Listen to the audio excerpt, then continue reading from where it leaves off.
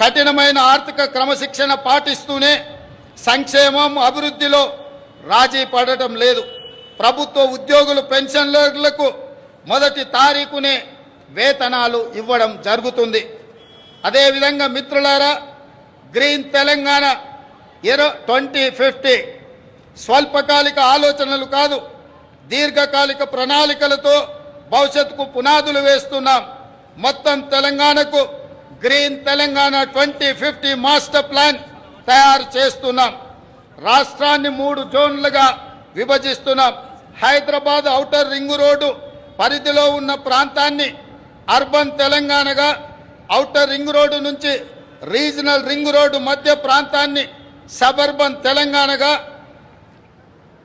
Regional ring road నుండి తెలంగాణ సరిహద్దుల వరకు ఉన్నది గ్రామీణ తెలంగాణగా నిర్ధారించాం.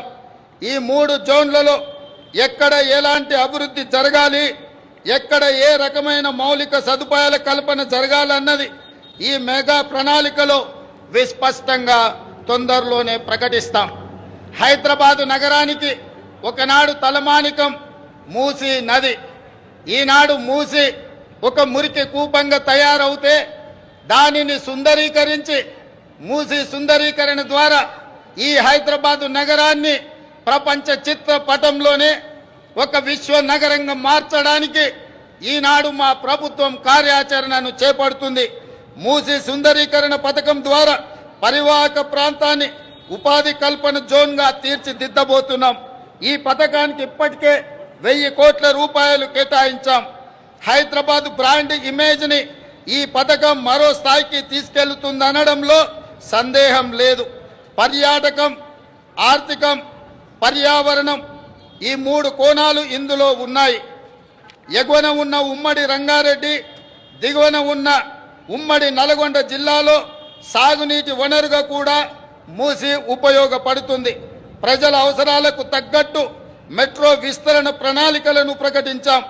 రీజనల్ రింగ్ రోడ్డు త్వరితగతిన పూర్తికి ప్రయత్నిస్తాం.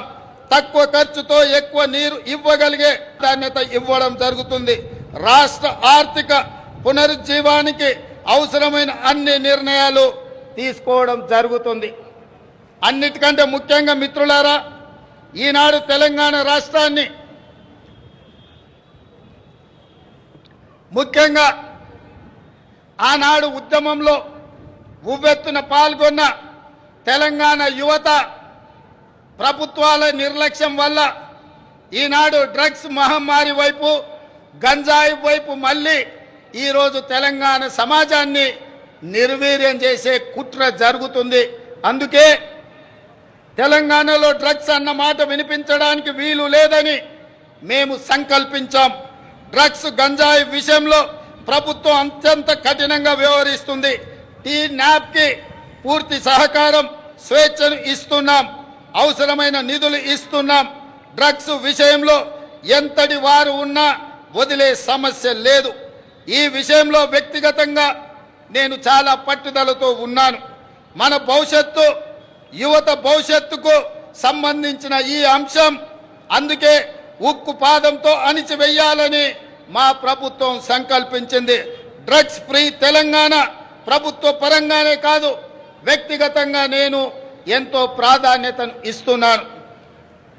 అదేవిధంగా మిత్రులారా, ప్రజాపాలన ప్రజల వద్దకు చేర్చాలన్నది మా ఆలోచన.